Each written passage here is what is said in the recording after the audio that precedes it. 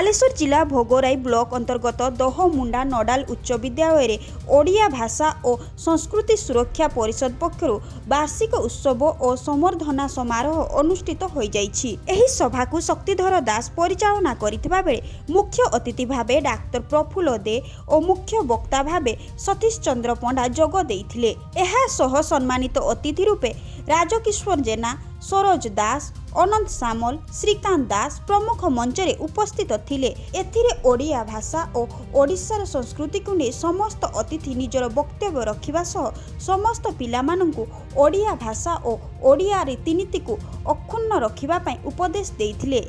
एहा परे बहु मान्यगण्य व्यक्ति को फूल धड़ा दे संबर्धन करा जाइथिला। एही अवसर रे जिज्ञासा शिक्षा केन्द्र अध्यापक गजानन महापात्र, जयदेव दास, शिव नारायण पात्र को मानपत्र दे सम्मानित करा जाइथिला एवं चलित वर्ष युक्त 2 उच्च माध्यमिक परीक्षा रे साहित्य रे 90% मार्क रखिथिबा छात्री नमिता गिरी और श्रीलेखा प्रधान को समर्थित करा जाइथिला। परे पिलामानंक द्वारा सांस्कृतिक कार्यक्रम आयोजन करा जाइथिला।